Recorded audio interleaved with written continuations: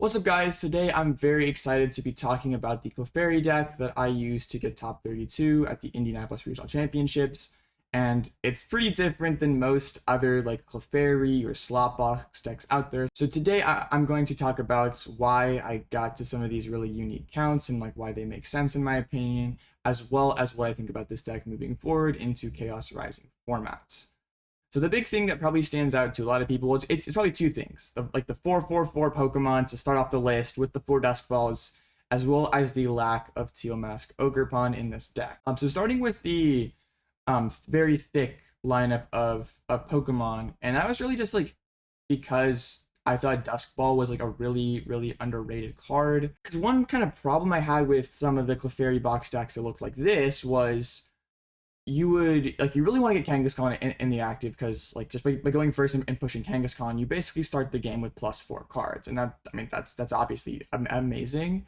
But one kind of annoying thing about these decks is there's just 4 Ultra Balls and 3 Cyranos, the 1 Brock, which means a lot of the time you have to play Cyrano on your second turn of the game in order to get a pretty well established board. And there's like a lot of times where that's okay, but in some matchups that's just going to be too slow. So I wanted to be a bit more proactive, because a deck like this, you don't have very much comeback potential. You don't have, there's obviously like no IO, no in format anymore, but we're like pretty bad at using Unfair Stamp. We only take like 1 knockout per turn.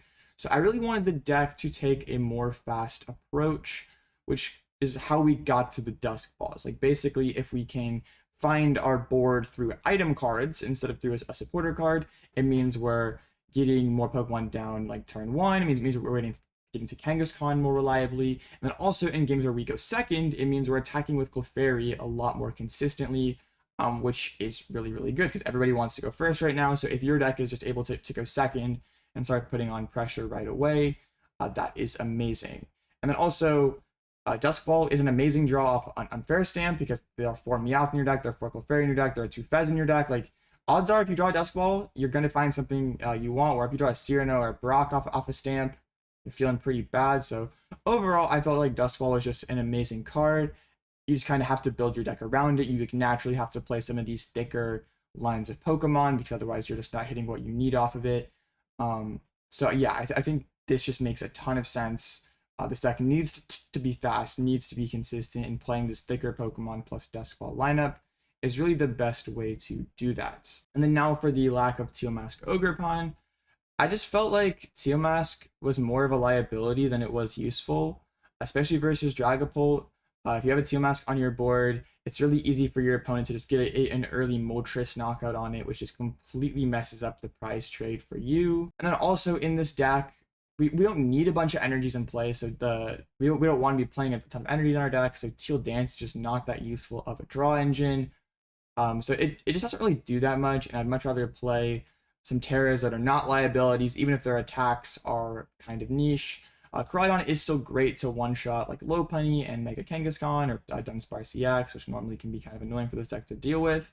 And even though there are no energy switches in this deck to aggressively power up the Wellspring Mask Ogerpon, Sob is still just such an amazing attack that it definitely feels like you should be playing it.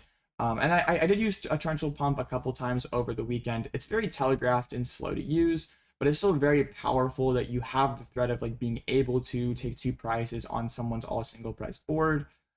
So yeah, I didn't miss Teal Mask at all. I don't think it's very strong in this deck. I think the Wonder Patches are also just like better than Energy Switch. Yeah, did not regret the no Teal Mask thing at all. I think this is just the way to go with the deck, as long as Pults are considering Moltres. I don't think the supporter lineup is anything too crazy.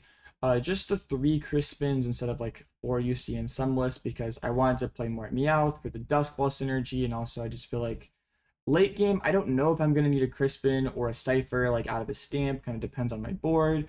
So I'd rather just like have the versatility of like, okay, if I'm Meowth, I can go get exactly what I need, instead of having to like kind of like preload my deck with more narrow cards. So just a 3 Crispin. Had a lot of boss, because like boss is broken. Usually only see like 2 in this deck, but like boss turn 2 is pretty good against Dragapult. Of course, you want to be bossing a lot in these faster matchups like Bolts, Hydrapple, because you need to be taking the first 2 prizes. So yeah, a lot of boss is pretty good.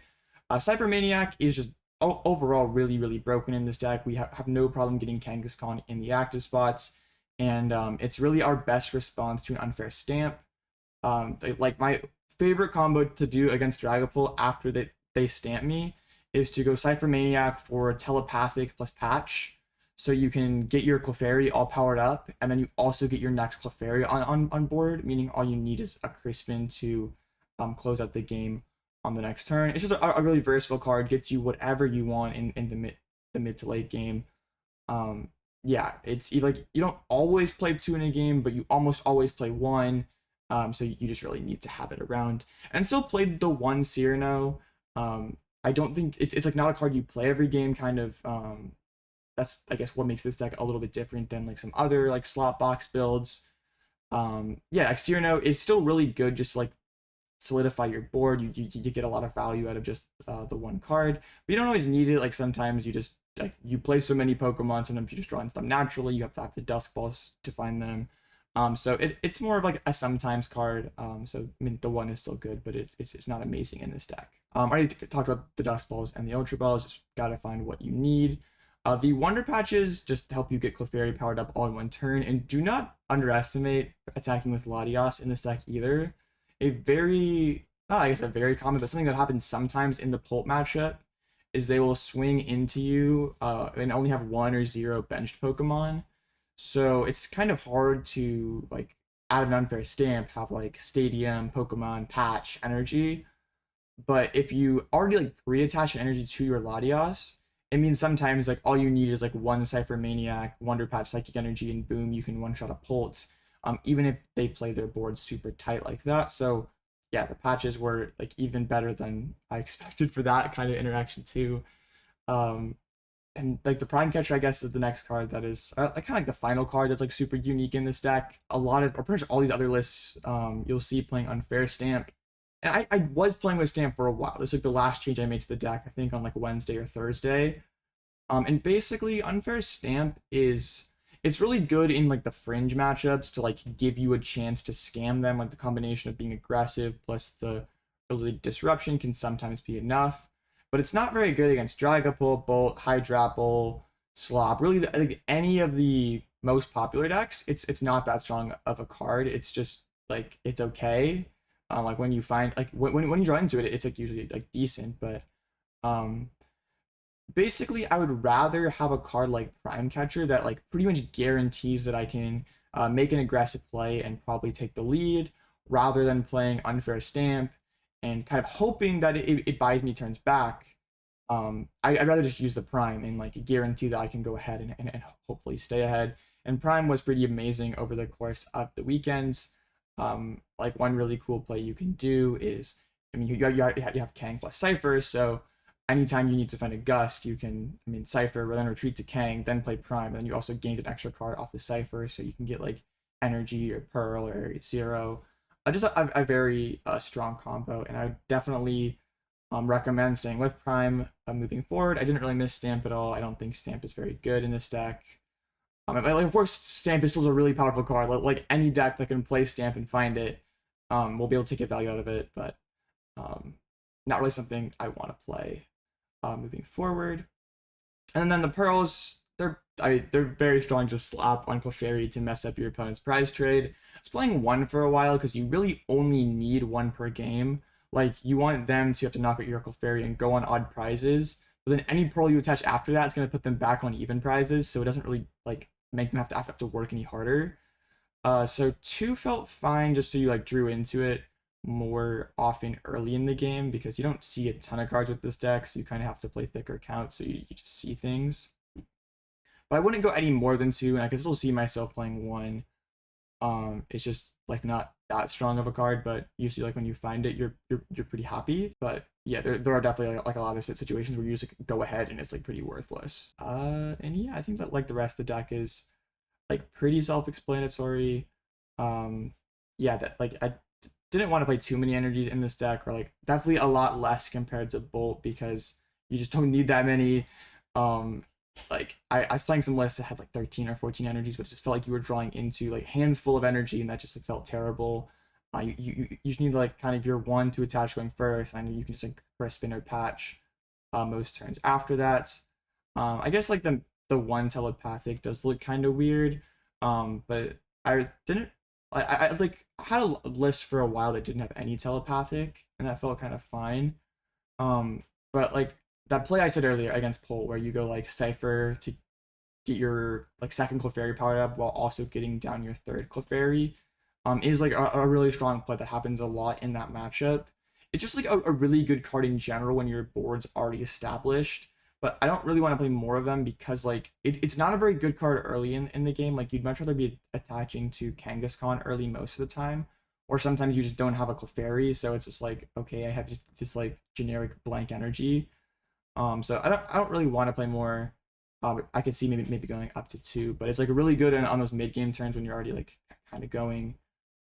But it's like not really like you never get value out of multiple, and it's sometimes just like dead. So one felt pretty good just to have the Cypher synergy for it, but wouldn't really consider playing anymore. I had a lot of other lists in my builder that I kind of worked on. I had a Jellicent list with a Koraidon EX, the Terra, a lot of like random stuff. So yeah, I don't know, a lot. Definitely put a lot of time in with this deck, a lot of Jag stuff.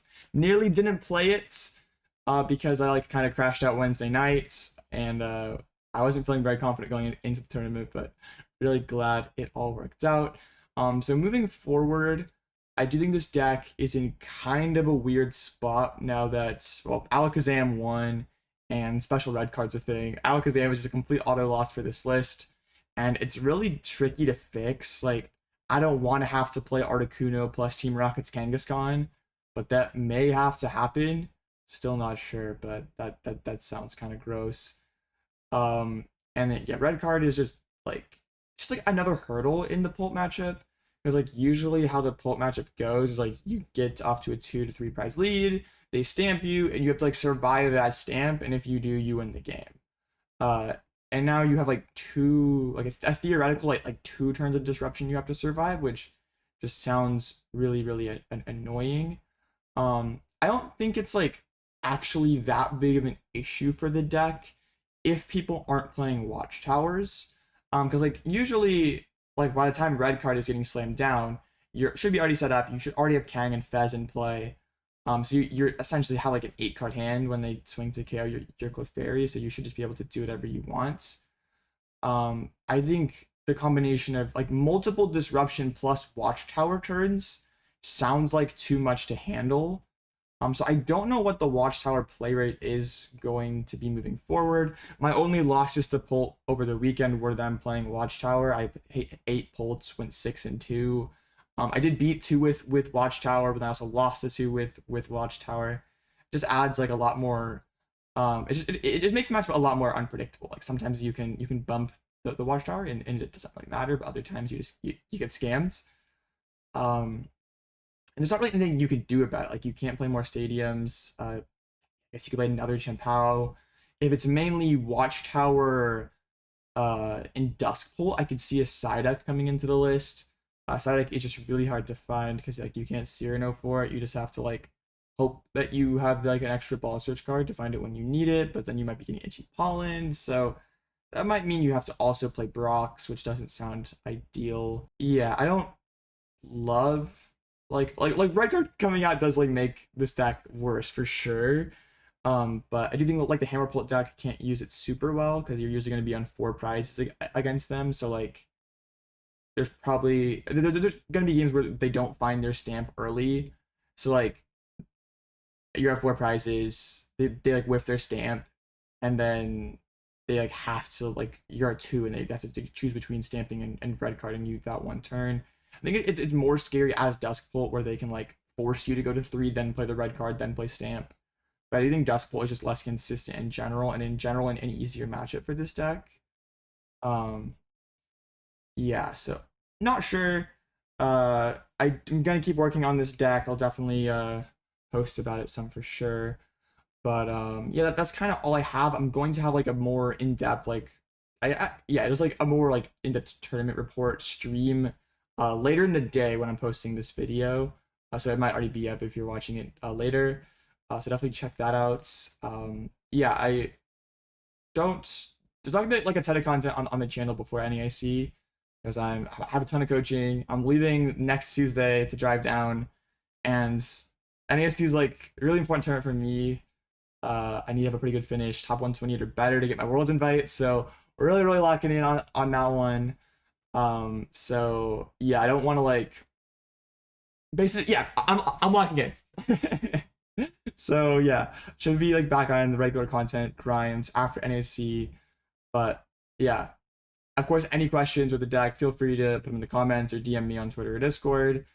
And yeah, I will catch y'all in the next one. Yeah, I'll see you guys.